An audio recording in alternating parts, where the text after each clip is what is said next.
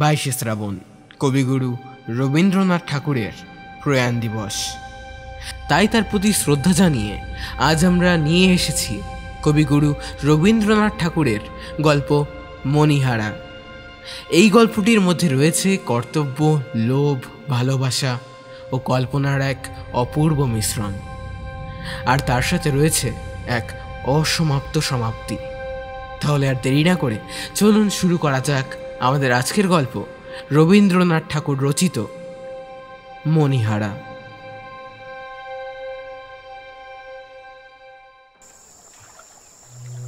সেই জীর্ণ প্রায় বাঁধা ঘাটের ধারে আমার বোট লাগানো ছিল। তখন সূর্য অস্ত গেছে গেছে। বোটের ছাদের উপর মাঝি নামাজ পড়ছে। পশ্চিমে জ্বলন্ত আকাশপটে তার নীরব উপাসনা ক্ষণে ক্ষণে ছবির মতো আঁকা হয়ে পড়েছিল। স্থির রেখাহীন নদীর জলের উপর ভাষাতীত অসংখ্য বর্ণছটা দেখতে দেখতে ফিকে থেকে গাঢ় রেখায়, সোনার রং থেকে ইস্পাতের রঙে এক আভা থেকে আর এক আভায় মিশে যাচ্ছিল। জালনা ভাঙা, বারান্দা ঝুলে পড়া, জরাগ্রস্ত বিশাল অট্টালিকার সামনে অশ্বত্থমূল বিদারিত ঘাটের উপরে ঝিল্লি মুখর সন্ধ্যেবেলায় একা বসে আমার শুকনো চোখের কোণ ভিজবে ভিজবে করছে। এমন সময় মাথা থেকে পা পর্যন্ত হঠাৎ চমকে উঠে শুনলাম, মহাশয় কোত্থেকে আসছেন? দেখলাম ভদ্রলোকটি স্বল্পাহার শীর্ণ, ভাগ্যলক্ষ্মীর দ্বারা নিতান্ত অনাদৃত। বাংলাদেশের অধিকাংশ বিদেশি চাকরের যেমন একরকম সংস্কারবিহীন চেহারা, এনারও তেমন। ধুতির উপর একখানা মলিন তৈলাক্ত আসামি মটকার বোতাম খোলা চাপকান, কর্মক্ষেত্র থেকে যেন কিছুক্ষণ হলো ফিরেছেন। এবং যে সময় সামান্য জলপান খাওয়া উচিত ছিল, সে সময় হতভাগ্য নদী তীরে কেবল সন্ধ্যের হাওয়া খেতে এসেছেন। আগন্তুক সিঁড়ির পাশে আসন গ্রহণ করলেন। আমি বললাম, আমি রাঁচি থেকে আসছি। কি করেন? ব্যবসা করে থাকি। কি ব্যবসা? হরিতকি, রেশমের গুটি আর কাঠের ব্যবসা। কি নাম? সামান্য থেমে একটা নাম বললাম, কিন্তু সে আমার নিজের নাম নয়। ভদ্রলোকের কৌতূহল নিবৃত্তি হলো না। পুনরায় প্রশ্ন হলো, এখানে কি করতে এসেছেন? আমি বললাম, বায়ু পরিবর্তন। লোকটি একটু আশ্চর্য হলো, বলল, মহাশয়, আজ প্রায় 6 বছর ধরে এখানকার বায়ু এবং তার সঙ্গে প্রতিদিন গড়ে 15 গ্রেন করে কুইনাইন খাচ্ছি, কিন্তু কিছু তো ফল পাইনি। আমি বললাম, এ কথা মানতেই হবে, রাঁচি থেকে এখানে বায়ুর যথেষ্ট পরিবর্তন দেখা যাচ্ছে। তিনি বললেন, হ্যাঁ, তা যথেষ্ট। এখানে কোথায় থাকবেন? আমি ঘাটের উপর জীর্ণ বাড়িটা দেখিয়ে বললাম, এই বাড়িতে। বোধহয় ভদ্রলোকের মনে সন্দেহ হলো আমি এই পোড়ো বাড়িতে কোনো গুপ্তধনের সন্ধান পেয়েছি, কিন্তু এ সম্বন্ধে আর কোনো তর্ক তুলল না। কেবল আজ 15 বছর আগে এই অভিশাপগ্রস্ত বাড়িতে যে ঘটনা ঘটেছিল তারই বিস্তারিত বর্ণনা করলেন। লোকটি এখানকার স্কুল মাস্টার। তার ক্ষুধা ও রোগ শীর্ণ মুখে মস্ত একটা টাকের নিচে একজোড়া বড় বড় চোখ নিজের কোটরের ভিতর থেকে অস্বাভাবিক উজ্জ্বলতায় জ্বলছিল। তাকে দেখে ইংরেজি কবি কোলরিজের সৃষ্টি প্রাচীন নাবিকের কথা আমার মনে পড়ল। মাঝি নামাজ পড়া শেষ করে রন্ধন কার্যে মন দিয়েছে। সন্ধ্যার শেষ আভাটুকু মিলিয়ে এসে ঘাটের উপর জনশূন্য অন্ধকার বাড়ি নিজের পূর্বাবস্থায় প্রকাণ্ড প্রেত মূর্তির মতো নিস্তব্ধ হয়ে দাঁড়িয়ে রইল। স্কুল মাস্টার বললেন, আমি এই গ্রামে আসার প্রায় 10 বছর আগে এই বাড়িতে ফণিভূষণ সাহা বাস করতেন। তিনি তাহার অপুত্র পিতৃব্য দুর্গামোহন সাহার বিশাল বিষয় এবং ব্যবসার উত্তরাধিকারী হয়েছিলেন, কিন্তু তাকে এখানে ধরেছিল তিনি লেখাপড়া শিখেছিলেন। তিনি জুতো সমেত সাহেবের অফিসে ঢুকে সম্পূর্ণ খাঁটি ইংরেজিতে কথা বলতেন। তাহাতে আবার দাড়ি রেখেছিলেন। সুতরাং সাহেব সওদাগরদের কাছে তাহার উন্নতির সম্ভাবনা মাত্র ছিল না। তাকে দেখা মাত্র নব্যবঙ্গ বলে মনে হতো। আবার ঘোরের মধ্যে এক উপসর্গ জুটেছিল। তার স্ত্রীটি ছিলেন বিশেষ সুন্দরী। একে কলেজে পড়া, তাতে সুন্দরী স্ত্রী। সুতরাং সেকালের চালচলন আর রইল না। এমনকি ব্যামো হলে অ্যাসিস্ট্যান্ট সার্জেন্টকে ডাকা হতো। অসন বসন ভূষণও এই পরিমাণে বেড়ে উঠতে লাগলো। মহাশয় নিশ্চয়ই বিবাহিত, অতএব এ কথা আপনাকে বলাই বাহুল্য যে সাধারণত স্ত্রী জাতি কাঁচা আম, ঝাল লঙ্কা এবং কড়া স্বামী ভালোবাসে। যে দুর্ভাগ্য পুরুষ নিজের স্ত্রীর ভালোবাসা হতে বঞ্চিত, সে যে কুশ্রী অথবা নির্ধন তাহা নহে, সে নিতান্ত নিরীহ। যদি জিজ্ঞাসা করেন কেন এমন হলো, আমি এই সম্বন্ধে অনেক কথা ভেবে রেখেছি। যার যা প্রবৃত্তি এবং ক্ষমতা, সেটা চর্চা না করলে সে সুখী হয় না। শিঙে শান দেওয়ার জন্য হরিণ শক্ত গাছের গুড়ি খোঁজে, কলা গাছে তার শিং ঘষায় সুখ হয় না। নরনারীর ভেদ হওয়া অবধি স্ত্রীলোক দুরন্ত পুরুষকে নানা কৌশলে ভুলিয়ে বশ করার বিদ্যা চর্চা করে আসছে। যে স্বামী আপনি বশ হয়ে বসে থাকে, তার স্ত্রী বেচারা একেবারেই বেকার। সে তার মাতামহীদের কাছ থেকে শত লক্ষ বছরের শান দেওয়া যে উজ্জ্বল বরুণাস্ত্র, অগ্নিবাণ ও নাগপাশ বন্ধগুলো পেয়েছিল, তা সমস্ত নিষ্ফল হয়ে যায়। স্ত্রীলোক যদি পুরুষকে ভুলিয়ে নিজের শক্তিতে ভালোবাসা আদায় করে নিতে চায়, স্বামী যদি ভালো মানুষ হয়ে সে অবসরটুকু না দেয়, তবে স্বামীর অদৃষ্ট মন্দ এবং স্ত্রীরও ততোধিক। নব্য সভ্যতার শিক্ষামন্ত্রে পুরুষ নিজের স্বভাবসিদ্ধ বিধাতা দত্ত সুমহৎ বর্বরতা হারিয়ে আধুনিক দাম্পত্য সম্বন্ধটাকে এমন শিথিল করে ফেলেছে, অভাগা ফণীভূষণ আধুনিক সভ্যতার কল হতে অত্যন্ত ভালো মানুষ হয়ে বার হয়ে এসেছিল। ব্যবসায়ও সে তেমন সুবিধা করতে পারল না, দাম্পত্যেও তার তেমন সুযোগ ঘটেনি।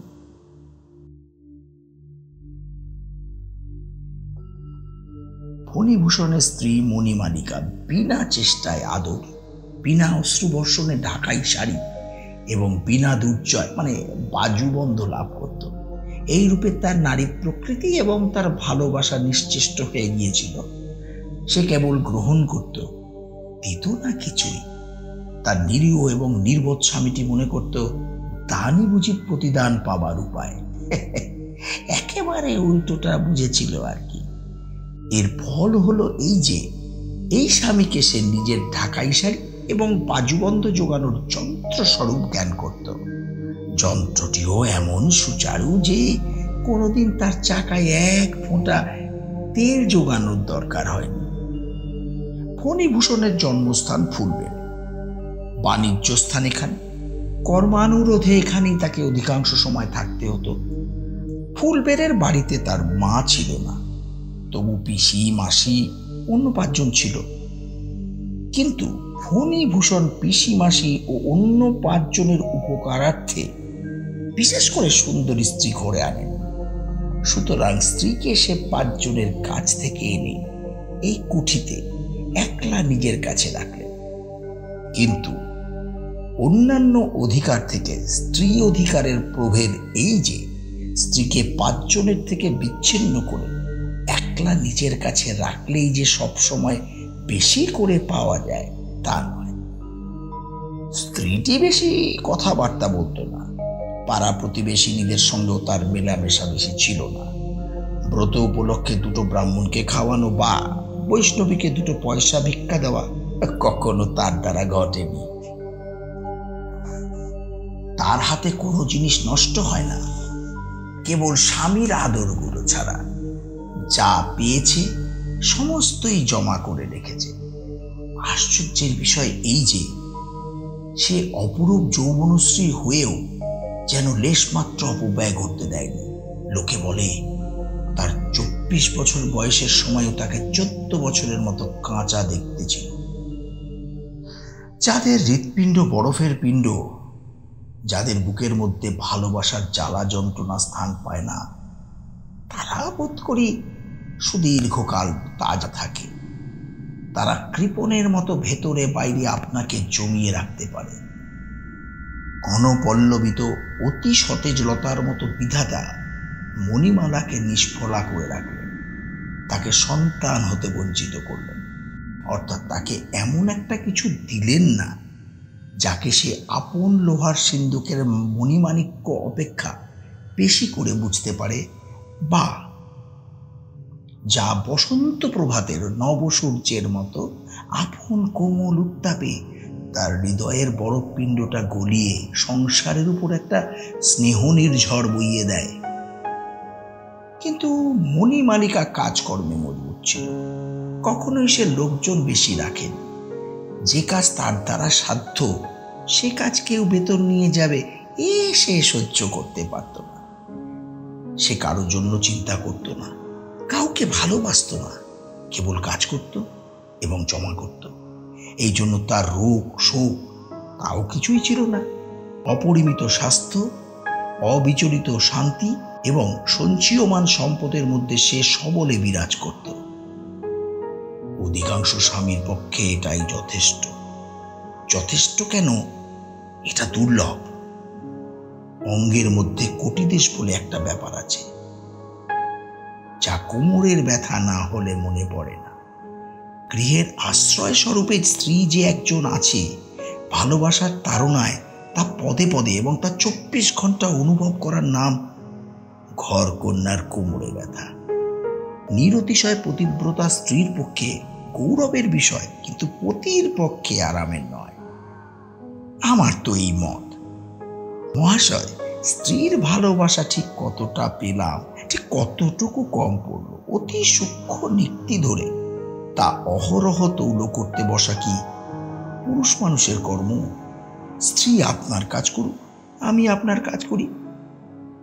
ঘরে মোটের মতো হিসাব তো তাই। অব্যক্তের মধ্যে কতটা ব্যক্ত, ভাবের মধ্যে কতটুকু অভাব, সুস্পষ্টের মধ্যেও কি পরিমাণ ইঙ্গিত, অনুপরমাণুর মধ্যে কতটা বিপুলতা। ভালোবাসাবাসীর তত সুসূক্ষ্ম বোধশক্তি বিধাতা পুরুষ মানুষকে দেন, দেওয়ার প্রয়োজন হয়নি।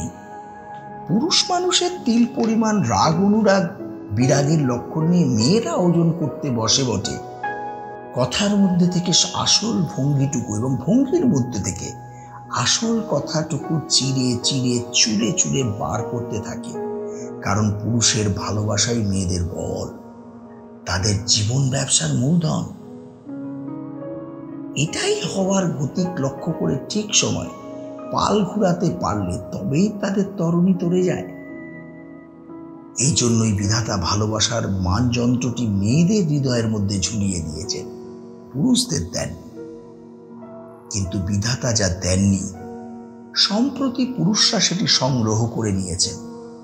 কবিরা বিধাতার উপরে টেক্কা দিয়ে এই দুর্লভ যন্ত্রটি, এই দিগদর্শন যন্ত্রশলাকাটিকে নির্বিচারে সর্বসাধারণের হাতে দিয়েছেন। বিধাতার দোষ দিই না, তিনি মেয়ে পুরুষকে যথেষ্ট ভিন্ন করেই সৃষ্টি করেছিলেন। কিন্তু সভ্যতায় সে ভেদ থাকে না। এখনো মেয়ে পুরুষ হচ্ছে, পুরুষ মেয়ে হচ্ছে। সুতরাং ঘরের মধ্যে থেকে শান্তি শৃঙ্খলা বিদায় নিল। এখন শুভ বিবাহের আগে পুরুষকে বিবাহ করছি না, মেয়েকে বিবাহ করছি, তা কোনো মতে নিশ্চয় করতে না পেরে বর কন্যা উভয়ে চিত্ত আশঙ্কায় দুরু দুরু করতে থাকে। আপনি বিরক্ত হচ্ছেন বোধহয়। আসলে একলা পড়ে থাকি, স্ত্রীর কাছ থেকে নির্বাসিত। দূর থেকে সংসারের অনেক নিগূঢ় তত্ত্ব মনের মধ্যে উদয় হয়। এগুলো তো আর ছাত্রদের কাছে বলার বিষয় না। এই কথা প্রসঙ্গে আপনাকে বলে নিলাম, চিন্তা করে দেখবেন।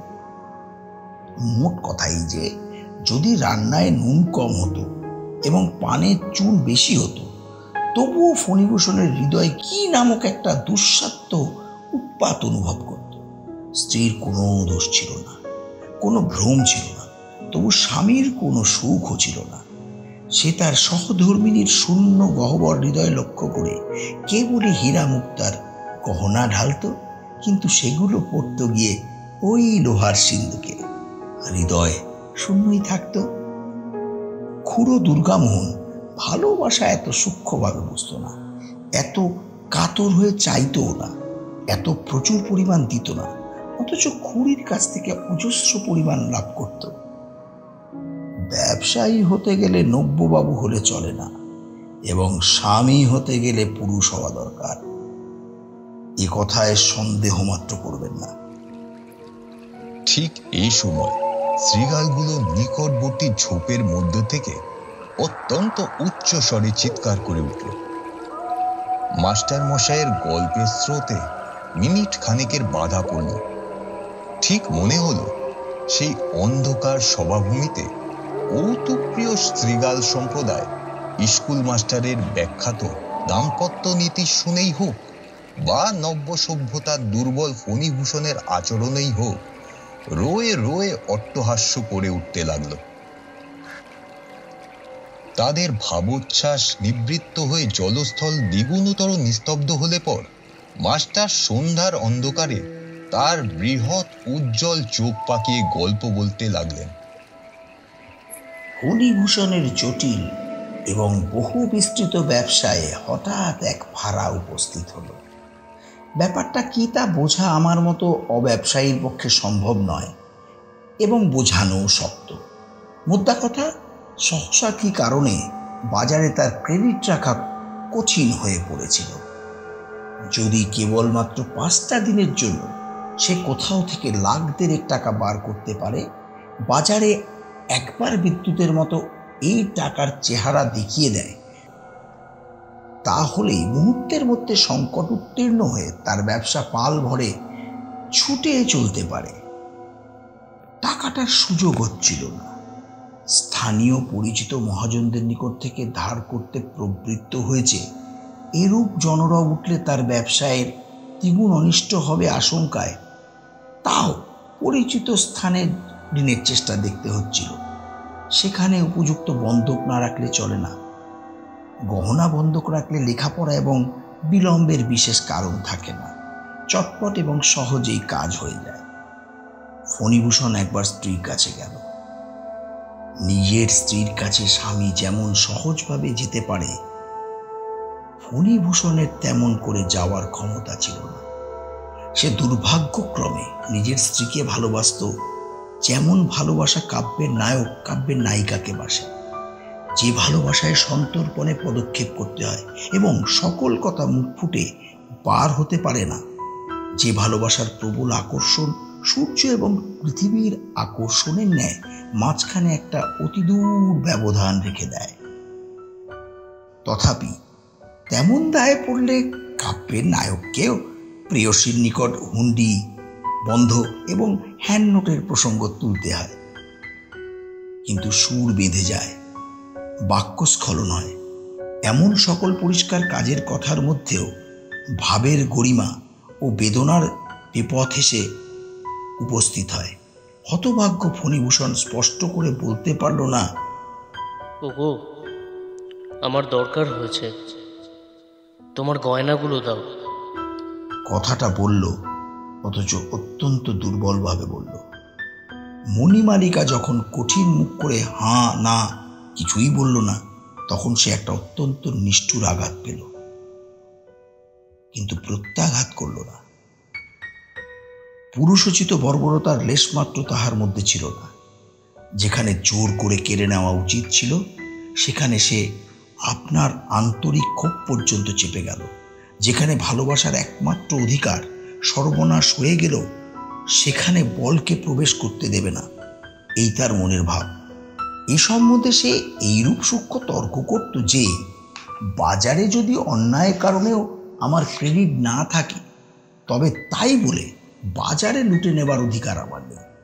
স্ত্রী যদি স্বেচ্ছাপূর্বক বিশ্বাস করে আমাকে গহনা না দেয় তবে আমি তা কেড়ে নিতে পারি না। বাজারে ক্রেডিট, ঘরে তেমনি ভালোবাসা, বাহুবল কেবলমাত্র রণক্ষেত্রে। পদে পদে এইরূপ অত্যন্ত সূক্ষ্ম সূক্ষ্ম তর্কসূত্র কাটার জন্যই কি বিধাতা পুরুষ মানুষকে এরূপ উদার, এরূপ প্রবল, এরূপ বৃহদাকার করে নির্মাণ করেছিলেন? তারা কি বসে বসে অত্যন্ত সুকুমার চিত্তবৃত্তিকে নিরতিশয় তনিমার সহিত অনুভব করার অবকাশ আছে, না ইহা তাকে শোভা পায়? যাই হোক, আপন উন্নত হৃদয় বৃত্তির গর্বে স্ত্রীর গহনা স্পর্শ না করে ফণিভূষণ অন্য উপায়ে অর্থ সংগ্রহের জন্য কলকাতায় চলে গেলেন।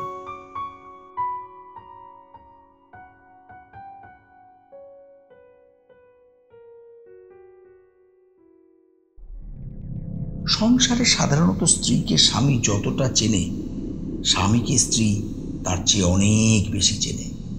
কিন্তু স্বামীর প্রকৃতি যদি অত্যন্ত সূক্ষ্ম হয়, তবে স্ত্রীর অনুবীক্ষণে তার সমস্তটা ধরা পড়ে না। আমাদের ফণিভূষণকে স্ত্রী সঠিক বুঝত না। স্ত্রীলোকের অশিক্ষিত পটুত্ব যে সকল বহুকালগত প্রাচীন সংস্কারের দ্বারা গঠিত অত্যন্ত নব্য পুরুষেরা তাহার বাইরে গিয়ে পড়ে। ইহারা অন্য রকমের, ইহারা মেয়ে মানুষের মতোই রহস্যময় হয়ে উঠেছে। সাধারণ পুরুষ মানুষের যে কটা বড় বড় কোটা আছে, অর্থাৎ কেউ বা বর্বর, কেউ বা নির্বোধ, কেউ বা অন্ধ, তার মধ্যে কোনোটাতেই ইহাদেরকে ঠিক মতো স্থাপন করা যায় না। সুতরাং মণিমালিকা পরামর্শের জন্য তার মন্ত্রীকে ডাকল। গ্রাম সম্পর্কে অথবা দূর সম্পর্কের মণিমালিকার এক ভাই ফণিভূষণের কুটিতে গোমস্তার অধীনে কাজ করত। তার এমন স্বভাব ছিল না যে কাজের দ্বারা উন্নতি লাভ করে। কোনো একটা উপলক্ষ করে আত্মীয়তার জোরে বেতন এবং বেতনের বেশি কিছু সে সংগ্রহ করত। মণিমালিকা তাকে ডেকে সকল কথা বলল, জিজ্ঞাসা করল, এখন পরামর্শ কি? সে অত্যন্ত বুদ্ধিমানের মতো মাথা নাড়ালো। অর্থাৎ গতিক ভালো নয়, বুদ্ধিমানেরা কখনোই গতিক ভালো দেখে না। সে বলল, বাবু কখনোই টাকা সংগ্রহ করতে পারবে না, শেষকালে তোমার ওই গহনাতে টান পড়বেই। মণিমালিকা মানুষকে যেরূপ জানিত তাতে বুঝল এইরূপ হওয়াই সম্ভব এবং ইহাই সঙ্গত। তার দুশ্চিন্তা সুতীব্র হয়ে উঠল। সংসারে তার সন্তান নাই, স্বামী আছে বটে, কিন্তু স্বামীর অস্তিত্ব সে অন্তরের মধ্যে অনুভব করে না। অতএব যা তার একমাত্র যত্নের ধন, যা তার ছেলের মতো ক্রমে ক্রমে বছরে বছরে বেড়ে উঠেছে, যা রূপক মাত্র নয়, যা প্রকৃতই সোনা, যা মানিক, যা বক্ষের, যা কণ্ঠের, যা মাথার, সেই অনেক দিনের অনেক স্বাদের সামগ্রী এক মুহূর্তে ব্যবসায়ের অতল স্পর্শ গহ্বরের মধ্যে নিক্ষিপ্ত হবে। ইহা কল্পনা করে তার সর্বশরীর হিম হয়ে আসলো। সে বলল, কি করা যায়? মধুসূদন বলল, গয়নাগুলো নিয়ে এই বেলা বাপের বাড়ি চলো। গহনার কিছু অংশ, এমনকি অধিকাংশই যে তাহার ভাগে আসবে, বুদ্ধিমান মধু মনে মনে তার উপায় ঠাউরাল। মণিমালিকা এই প্রস্তাবে তৎক্ষণাৎ সম্মত হল। সন্ধ্যাবেলায় এই ঘাটের ধারে একখানি নৌকা এসে লাগল। ঘন মেঘাচ্ছন্ন প্রত্যুষে নিবিড় অন্ধকারের নিদ্রাহীন ভেকের কলরবের মধ্যে একখানি মোটা চাদরে পা থেকে মাথা পর্যন্ত আবৃত করে মণিমালিকা নৌকায় উঠল। মধুসূদন নৌকার মধ্য থেকে জেগে উঠে বলল, গয়নার বাক্সটা আমার কাছে দাও। মণি বলল, সে পরে হবে, এখন নৌকা খুলে দাও। নৌকা খুলে দিল। খরস্রোতে হু হু করে ভেসে গেল। মণিমালিকা সমস্ত রাত ধরে একটি একটি করে তার সমস্ত গহনা সর্বাঙ্গ ভরে পড়েছে। মাথা থেকে পা পর্যন্ত আর স্থান ছিল না। বাক্সে করে গহনা নিয়ে গেলে সে বাক্স হাতছাড়া হয়ে যেতে পারে, এই আশঙ্কা তার ছিল। কিন্তু গায়ে পড়ে থাকলে তাকে না বধ করে সে গহনা কেহ নিতে পারবে না। সঙ্গে কোনো প্রকার বাক্স না দেখে মধুসূদন কিছু বুঝতে পারল না। মোটা চাদরের নিচে সে মণিমালিকার দেহপ্রাণের সঙ্গে সঙ্গে দেহপ্রাণের অধিক গহনাগুলো আচ্ছন্ন ছিল, তা সে অনুমান করতে পারেনি। মণিমালিকা ফণিভূষণকে বুঝতো না বটে, কিন্তু মধুসূদনকে চিনিতে তার বাকি ছিল না। মধুসূদন গোমস্তার কাছে একখানা চিঠি রেখে গেল যে সে কর্ত্রীকে পিত্রালয়ে পৌঁছিয়ে দিতে রওনা হলো। গোমস্তা ফণিভূষণের বাপের আমলে। সে অত্যন্ত বিরক্ত হয়ে হ্রস্বইকারকে দীর্ঘইকার করে এবং দন্তস্বকে তালব্য স করিয়া মনিবকে এক পত্র লিখল। ভালো বাংলা লিখল না, কিন্তু স্ত্রীকে অযথা প্রশ্রয় দেওয়া যে পুরুষোচিত নয়, এ কথাটা ঠিক মতোই প্রকাশ করল। ফণিভূষণ মণিমালিকার মনের কথাটা ঠিক বুঝল। তাহার মনে এই আঘাতটা প্রবল হলো যে আমি গুরুতর ক্ষতি সম্ভাবনা সত্ত্বেও স্ত্রীর অলঙ্কার পরিত্যাগ করে প্রাণপণ চেষ্টায় অর্থ সংগ্রহে প্রবৃত্ত হয়েছি, তবু আমাকে সন্দেহ। আমাকে আজও ছিল না। নিজের প্রতি যে নিদারুণ অন্যায় ক্রুদ্ধ হওয়া উচিত ছিল, ফণিভূষণ তাহাতে ক্ষুব্ধ হল মাত্র। পুরুষ মানুষ বিধাতার ন্যায়দণ্ড, তার মধ্যে তিনি বজ্রাগ্নি নিহিত করে রেখেছেন। নিজের প্রতি অথবা অপরের প্রতি অন্যায়ের সংঘর্ষে সে যদি তপ করে জ্বলে উঠতে না পারে, তবে ধিক তাকে। আর স্ত্রীলোক শ্রাবণ মেঘের মতো অশ্রুপাত করতে থাকবে বিনা উপলক্ষে। বিধাতা এইরূপ বন্দোবস্ত করিয়াছিলেন, কিন্তু সে আর টেকে না। ফণিভূষণ অপরাধিনী স্ত্রীকে লক্ষ্য করে মনে মনে বলল, এই যদি তোমার বিচার হয় তবে এইরূপই হোক। আমার কর্তব্য আমি করে যাব। আরো শতাব্দী 5-6 পরে যখন কেবল আধ্যাত্ম শক্তিতে জগৎ চলবে, তখন যার জন্মগ্রহণ করা উচিত ছিল, সেই ভাবী যুগের ফণিভূষণ 19বিংশ শতাব্দীতে অবতীর্ণ হয়ে সেই আদি যুগের স্ত্রীলোককে বিবাহ করে বসেছে। শাস্ত্রে যার বুদ্ধিকে প্রলয়ঙ্করী বলে থাকে। ফণিভূষণ স্ত্রীকে এক অক্ষর পত্র লিখল না এবং মনে মনে প্রতিজ্ঞা করল এই সম্বন্ধে স্ত্রীর কাছে কখনো সে কোনো কথার উল্লেখ করবে না। কি ভীষণ দণ্ডবিধি! দিন 10 পরে কোনো মতে যথোপযুক্ত টাকা সংগ্রহ করিয়া বিপদ উত্তীর্ণ ফণিভূষণ বাড়িতে এসে উপস্থিত হল। সে জানত বাপের বাড়িতে গহনাপত্র রেখে এতদিনে মণিমালিকা ঘরে ফিরে এসেছে। সেদিনকার দিন প্রার্থীভাব ত্যাগ করে কৃতকার্য কৃতিপুরুষের স্ত্রীর কাছে দেখা দিলে মণি যে কিরূপ লজ্জিত এবং অনাবশ্যক প্রয়াসের জন্য কিঞ্চিত অনুতপ্ত হবে, ইহাই কল্পনা করতে করতে ফণিভূষণ অন্তঃপুরে শয়নাগারের দ্বারের কাছে এসে উপনীত হল। তালা ভেঙে ঘরে ঢুকে দেখল ঘর শূন্য। কোণে লোহার সিন্দুক খোলা পড়ে আছে, তাতে গহনাপত্রের চিহ্ন মাত্র নেই। স্বামীর বুকের মধ্যে ধক করে একটা ঘা লাগলো। মনে হলো সংসার উদ্দেশ্যই এবং ভালোবাসা ও বাণিজ্য ব্যবসা সমস্তই ব্যর্থ। আমরা এই সংসার পিঞ্জরের প্রত্যেক শলাকার উপরে প্রাণপাত করতে বসেছি, কিন্তু তার ভিতরে পাখি নাই। রাখলেও সে থাকে না। তবে অহরহ হৃদয় খনির রক্তমানিক ও অশ্রুজলের মুক্তমালা দিয়ে কি সাজাতে বসেছি। এই চিরজীবনের সর্বস্ব জড়ানো শূন্য সংসার খাঁচাটা ফণিভূষণ মনে মনে পদাঘাত করে অতি দূরে ফেলে দিল। ফণিভূষণ স্ত্রীর সম্বন্ধে কোনরূপ চেষ্টা করতে চাইল না। মনে করল যদি ইচ্ছা হয়তো ফিরে আসবে। বৃদ্ধ ব্রাহ্মণ ব্রহ্মস্তা এসে বলল, চুপ করে থাকলে কি হবে? কর্তৃবধূর খবর নেওয়া চাইতো। এই বলে মণিমালিকার পিত্রালয়ে লোক পাঠিয়ে দিল। সেখান থেকে খবর আসলো মণি অথবা মধু এ পর্যন্ত সেখানে পৌঁছায়নি।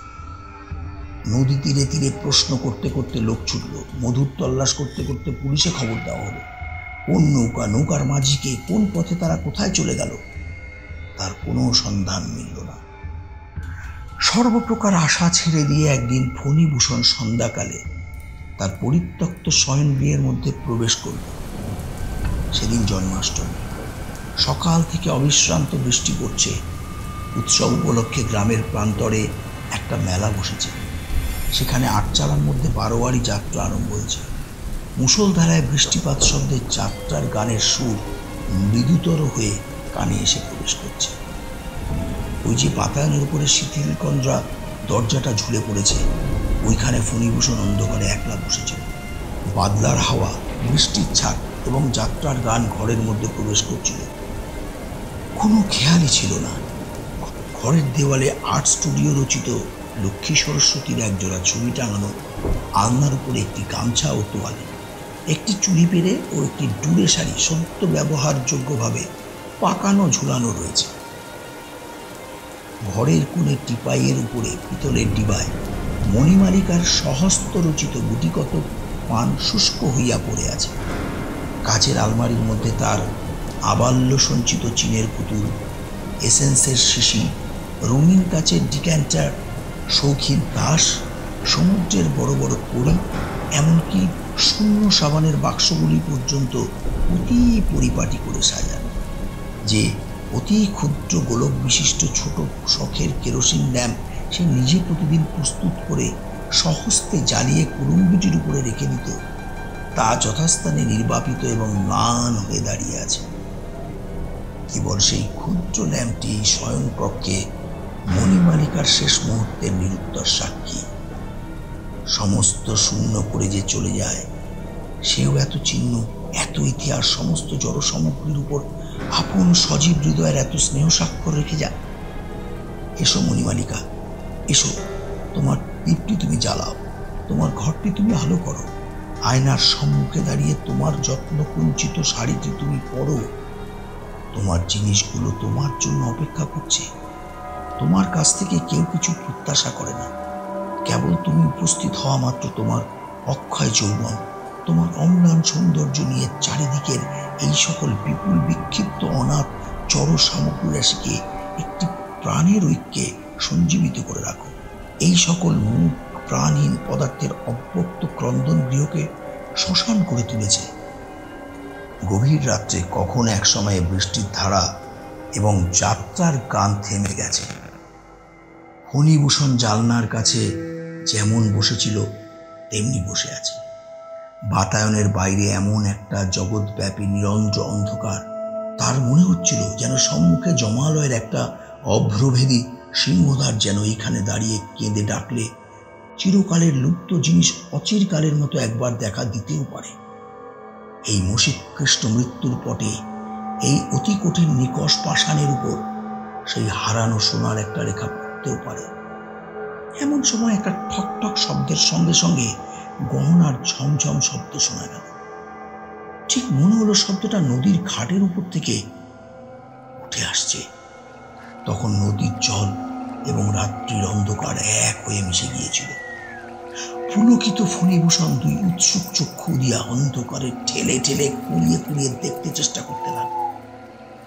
স্ফীত হৃদয় এবং ব্যগ্র দৃষ্টি ব্যথিত হয়ে উঠল, কিন্তু কিছুই দেখা গেল না।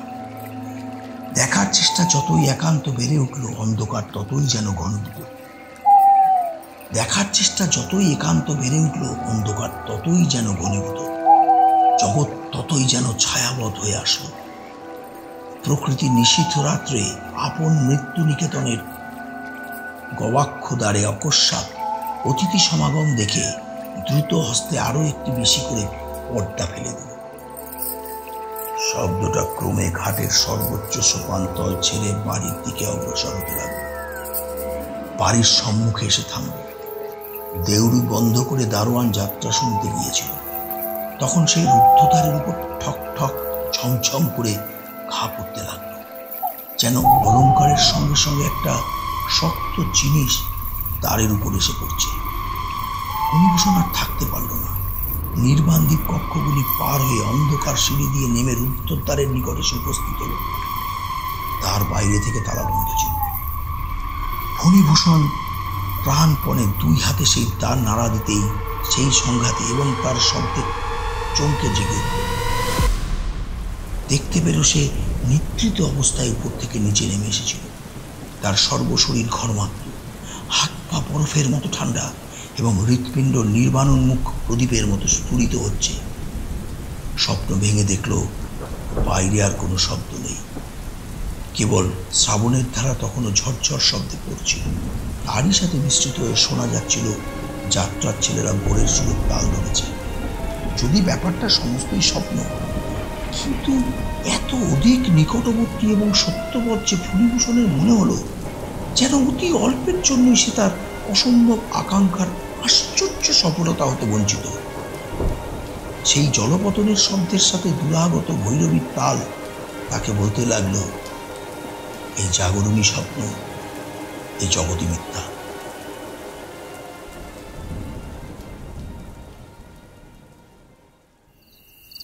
তারপর দিনেও যাত্রা ছিল এবং দারোয়ানেরও ছুটি ছিল। ফণিভূষণ হুকুম দিল, আজ সমস্ত রাত্রি যেন দেউড়ির দরজা খোলা থাকে। দরোয়ান বলল, আগে মেলা উপলক্ষে নানা দেশ থেকে নানা প্রকারের লোক এসেছে, দরজা খোলা রাখতে সাহস হয় না। ফণিভূষণ সে কথা মানল না। দারোয়ান বলল, তবে আমি সমস্ত রাত্রি হাজির থাকিয়া পাহারা দেব। ফণিভূষণ বলল, সে হবে না, তোমাকে যাত্রা শুনতে যেতেই হবে। দারোয়ান আশ্চর্য হয়ে গেল। পরদিন সন্ধ্যাবেলায় দীপ নিভিয়ে দিয়ে ফণিভূষণ তার শয়নকক্ষে সেই বাতায়নে এসে বসল। আকাশে অবৃষ্টি সংরম্ভ মেঘ এবং চতুর্দিকে কালো একটি অনির্দিষ্ট আসন্ন প্রতীক্ষার নিস্তব্ধতা। বেকের অশ্রান্ত কররব এবং যাত্রার গানের চিৎকার ধ্বনি সেই স্তব্ধতা ভাঙতে পারেনি। কেবল তার মধ্যে একটা অসঙ্গত অদ্ভুত রস বিস্তার করছিল। অনেক রাত্রে একসময় ভেক এবং ঝিল্লি এবং যাত্রার দলের ছেলেরা চুপ করে গেল এবং রাত্রের অন্ধকারের উপরে আরো একটা কিসের অন্ধকার এসে বোঝা গেল এইবার সময় এসেছে। পূর্বদিনের মতো নদীর ঘাটে একটা ঠক ঠক এবং ঝমঝম শব্দ উঠল, কিন্তু ফণিভূষণ সেদিকে চোখ ফেরাল না। তাহার ভয় হল আছে অধীর ইচ্ছা এবং অশান্ত চেষ্টায় তার সকল চেষ্টা ব্যর্থ হয়ে যায়। আছে আগ্রহের বেগ তার ইন্দ্রিয় শক্তিকে উদ্ভূত করে ফেলে। সে আপনার সকল চেষ্টা নিজের মনকে দমন করার জন্য প্রয়োগ করল। কাঠের মূর্তির মতো শক্ত হয়ে স্থির হয়ে বসে রইল। সিঞ্জিত শব্দ আজ ঘাট থেকে ক্রমে ক্রমে অগ্রসর হয়ে মুক্তদ্বারের মধ্যে প্রবেশ করল। শোনা গেল অন্দরমহলের গোল সিঁড়ি দিয়া ঘুরতে ঘুরতে শব্দ উপরে উঠছে। ফণিভূষণ আপনাকে আর দমন করতে পারল না। তাহার বক্ষ তুফানের ডিঙির মতো আছাড় খেতে লাগল এবং নিঃশ্বাস রোধ হওয়ার উপক্রম হল। গোল সিঁড়ি শেষ করে সেই শব্দ পারান্ডা দিয়ে ক্রমে ঘরের নিকটবর্তী হতে লাগল। অবশেষে ঠিক সেই শয়নকক্ষের দ্বারের কাছে এসে খটখট এবং ঝমঝম শব্দ থেমে গেল। কেবল চৌকাঠটি পার হলেই হয়। ফণিভূষণ আর থাকতে পারল না। তার রুদ্ধ আবেগ এক মুহূর্তে প্রবল বেগে উচ্ছ্বসিত হয়ে উঠল। সে বিদ্যুৎ বেগে চৌকি হতে উঠে কেঁদে চিৎকার করে, মণি! অমনি সচকিত হয়ে জেগে দেখল তারই সেই ব্যাকুল কণ্ঠের চিৎকারে ঘরের সার্সিগুলো পর্যন্ত স্পন্দিত হচ্ছে। বাইরে সেই ভেকের কলরব এবং যাত্রার ছেলেদের ক্লিষ্ট কণ্ঠের গান। ফণিভূষণ নিজের ললাটে সবলে আঘাত করল। পরদিন মেলা ভেঙে গেছে। দোকানি এবং যাত্রার দল চলে গেল। ফণিভূষণ হুকুম দিল সেদিন সন্ধ্যার পর তাহার বাড়িতে সে নিজে ছাড়া আর কেউ যেন না থাকে। চাকরেরা স্থির করল বাবু তান্ত্রিক মতে কি একটা সাধনে নিযুক্ত আছে। ফণিভূষণ সমস্ত দিন উপবাস করে রইল। জনশূন্য বাড়িতে সন্ধ্যাবেলায় ফণিভূষণ বাতায়নে এসে বসল। সেদিন আকাশের স্থানে স্থানে মেঘ ছিল না এবং ধৌত নির্মল বাতাসের মধ্যে দিয়ে নক্ষত্রগুলিকে অত্যুজ্জ্বল দেখাচ্ছিল। কৃষ্ণপক্ষ দশমীর চাঁদ উঠতে অনেক দেরি আছে। মেলা উৎকীর্ণ হয়ে যাওয়াতে পরিপূর্ণ নদীতে নৌকা মাত্রই ছিল না এবং উৎসব জাগরণ ক্লান্ত গ্রাম 2 রাত্রি জাগরণের পর আজ গভীর নিদ্রায় নিমগ্ন। ফণিভূষণ একখানা চৌকিতে বসে চৌকির পিঠের উপর মাথা ঊর্ধ্বমুখ করে তারা দেখছিল। ভাবছিল একদিন যখন তার বয়স ছিল 19, যখন কলিকাতার কলেজে পড়ত, যখন সন্ধ্যাকালে কোলদিঘির তৃণশয়নে চিত হয়ে হাতের উপরে মাথা রেখে ওই অনন্তকালের তারাগুলির দিকে চেয়ে থাকত এবং মনে পড়ত তার সেই নদীকূলবর্তী শ্বশুরবাড়ির একটা বিরল কক্ষে 14 বৎসরের বয়স সন্ধিগতা মনির সেই উজ্জ্বল কাঁচা মুখখানি। তখনকার সেই বিরহ কি সুমধুর, তখনকার সেই তারাগুলো আলোক স্পন্দন, হৃদয়ের যৌবন স্পন্দনের সঙ্গে সঙ্গে কি বিচিত্র বসন্ত রাগেন জ্যোতিত লাভ্যাং বেজে উঠত। আজ সেই একই তারা আগুন দিয়ে আকাশে মোহমুগ্ধের শ্লোক কয়টা লিখে রেখে বলছে, সংসারময় অতীব বিচিত্র। দেখতে দেখতে তারাগুলো সমস্ত লুপ্ত হয়ে গেল। আকাশ থেকে একখানা অন্ধকার নেমে এবং পৃথিবীর থেকে একখানা অন্ধকার উঠে চোখের উপরকার এবং নিচেকার পল্লবের মতো একত্র এসে মিলিত হলো। আজ ফণিভূষণের চিত্ত শান্ত ছিল। সে নিশ্চয়ই জানত আজ তাহার অভিষ্ট সিদ্ধ হবে। সাধকের কাছে মৃত্যু আপন রহস্য উদ্ঘাটন করে দেবে। পূর্বরাত্রির মতো সেই শব্দ নদীর জলের মধ্যে থেকে ঘাটের সোপানের উপর উঠল। ফণিভূষণ দুই চক্ষু নিমিলিত করে স্ত্রীর দৃঢ়চিত্তে ধ্যানাসনে বসল। শব্দ দাড়ি শূন্য দেউড়ির মধ্যে প্রবেশ করল। শব্দ জনশূন্য অন্তঃপুরে গোল সিঁড়ির মধ্য দিয়ে ঘুরে ঘুরে উঠতে লাগল। শব্দ দীর্ঘ বারান্দা পার হল এবং শয়নকক্ষের দ্বারের কাছে এসে ক্ষণকালের জন্য থামল। ফণিভূষণের হৃদয় ব্যাকুল এবং সর্বাঙ্গ কণ্টকিত হয়ে উঠল, কিন্তু আজ সে চোখ খুলল না। শব্দ চৌকাঠ পার হয়ে অন্ধকার ঘরের মধ্যে প্রবেশ করল। আলনার যেখানে শাড়ি কোচানো আছে, কুলুঙ্গিতে যেখানে কেরোসিন দ্বীপ দাঁড়িয়ে, টিপাইয়ের ধারে যেখানে পানের বাটায় পান শুষ্ক এবং সেই বিচিত্র সামগ্রীপূর্ণ আলমারির কাছে প্রত্যেক জায়গায় এক একবার করে দাঁড়িয়ে অবশেষে শব্দটা ফণিভূষণের অত্যন্ত কাছে এসে থামল। তখন ফণিভূষণ চোখ পেল এবং দেখল ঘরে নবোদিত দশমীর চন্দ্রালোক এসে প্রবেশ করেছে এবং তার চৌকি ঠিক সম্মুখে এক কঙ্কাল দাঁড়িয়ে। সেই কঙ্কালের 8 আঙুলে আংটি, করতলে রতনচক্র, প্রকোষ্ঠে বালা, বাহুতে বাজুবন্ধ, গলায় কণ্ঠি, মাথায় সিঁথি, আর আপাদ মস্তকে অস্থিতে অস্থিতে এক আবরণ সোনায় হীরায় ঝকমক করছে। অলঙ্কারগুলি ঢিলা ঢলঢল করছে, কিন্তু অঙ্গ থেকে খসে পড়ছে না।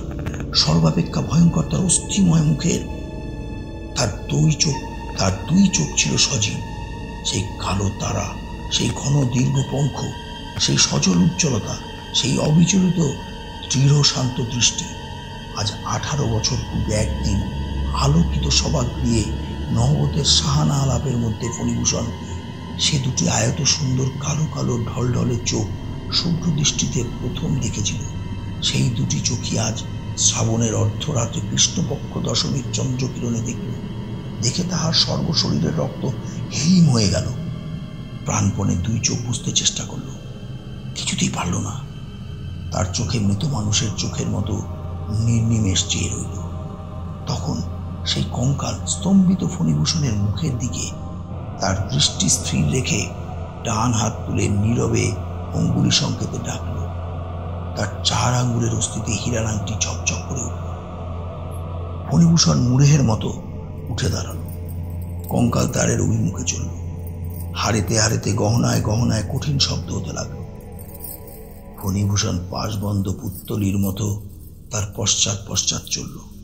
বারান্দা পার হলো। নিবিড় অন্ধকার গোল সিঁড়ির ঘুরে ঘুরে খটখট ঠকঠক ঝমঝম করতে করতে নিচে উত্তীর্ণ হল। নিচেকার বারান্দা পার হয়ে জনশূন্য দ্বীপহীন দেউড়িতে প্রবেশ করল। অবশেষে দেউড়ি পার হয়ে ইটের খোয়া দেওয়া বাগানের রাস্তায় বাহির হইয়া পড়িল। খোয়াগুলি অস্থিপাতে কর্কর শব্দ করতে লাগলো। সেখানে ক্ষীণ জ্যোৎস্না ঘন ডালপালার মধ্যে আটক হয়ে কোথাও নিষ্কৃতির পথ পাচ্ছিল না। সেই বর্ষার নিবিড় গন্ধ অন্ধকার ছায়াপথে জোনাকির ঝাঁকের মধ্য দিয়ে উভয়ে নদীর ঘাটে এসে উপস্থিত হল। ঘাটের ধাপ বেয়ে শব্দ উপরে উঠেছিল। সেই ধাপ বেয়ে অলঙ্কৃত কঙ্কাল তার আন্দোলনহীন ঋজু গতিতে কঠিন শব্দ করে এক পা নামতে লাগলো। পরিপূর্ণ বর্ষা নদীর প্রবল স্রোতে জলের উপর জ্যোৎস্নার একটি দীর্ঘ রেখা ঝিকঝিক করছে। কঙ্কাল নদীতে নামল। অনুবর্তী ফণিভূষণ জলে পা দিল। জলস্পর্শ করা মাত্র ফণিভূষণের তন্দ্রা ছুটে গেল। সম্মুখে আর তার পথপ্রদর্শক নেই। কেবল নদীর পরপারে গাছগুলো স্তব্ধ হয়ে দাঁড়িয়ে এবং তাদের মাথার উপরে খণ্ডচাঁদ শান্ত অবাকভাবে চেয়ে আছে। আপাদমস্তক বারংবার চিহরিয়া শিহরিয়া স্খলিত পদে ফণিভূষণ স্রোতের মধ্যে পড়ে গেল। যদিও সাঁতার জানত, কিন্তু স্নায়ু তার বশ মানল না। স্বপ্নের মধ্য থেকে কেবল মুহূর্তমাত্র জাগরণের প্রান্তে এসে পরক্ষণে অতল স্পর্শ শক্তির মধ্যে নিমগ্ন হয়ে গেল।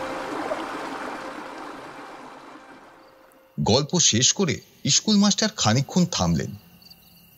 হঠাৎ থামা মাত্র বোঝা গেল তিনি ছাড়া ইতিমধ্যে জগতের আর সকলেই নীরব নিস্তব্ধ হয়ে গেছে। অনেকক্ষণ আমি একটিও কথা বললাম না এবং অন্ধকারে তিনি আমার মুখের ভাব দেখতে পেলেন না। আমাকে জিজ্ঞেস করলেন, আপনি কি এ গল্প বিশ্বাস করলেন না? আমি জিজ্ঞাসা করলাম, আপনি কি এটা বিশ্বাস করেন? তিনি বললেন, না, কেন করি না তার কয়েকটা যুক্তি দিচ্ছি। প্রথমত, প্রকৃতি ঠাকুরানী উপন্যাস লেখিকা নন, তার হাতে বিস্তর কাজ আছে। আমি বললাম, দ্বিতীয়ত, আমারই নাম শ্রীযুক্ত ফণিভূষণ সাহা। স্কুল মাস্টার কিছু মাত্র লজ্জিত না হয়ে বললেন, আপনার স্ত্রীর নাম কি ছিল? আমি বললাম, নিত্যকালী।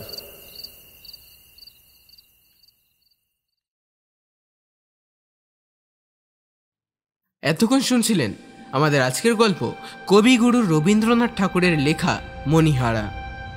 গল্পের ফণিভূষণের চরিত্র ছিল দেবজ্যোতি, স্কুল মাস্টারের চরিত্র ছিল শৈবাল, মণিমালিকার চরিত্রে ছিল পূজা, মণিমালিকার ভাই মধুসূদনের চরিত্রে ছিল শুভদীপ, বৃদ্ধ ব্রাহ্মণের চরিত্রে ছিল প্রিয়াংশু, দারোয়ানের চরিত্রে ছিল প্রভাত এবং আসল ফণিভূষণের চরিত্রে ছিল রুদ্র। গল্পের স্ক্রিপ্টিং প্রিয়াংশু। গল্পের সাউন্ড এবং পোস্টার ডিজাইনে ছিলাম আমি শুভদীপ এবং সমগ্র পরিচালনায় ছিল অঙ্কিতা পাণ্ডে। শেষ হলো আমাদের আজকের গল্প কবিগুরু রবীন্দ্রনাথ ঠাকুরের লেখা মণিহারা। ফিরে আসবো আবার সামনের সপ্তাহে নতুন একটা গল্প নিয়ে। ততক্ষণের জন্য গল্পতেই জব্দ থাকুন।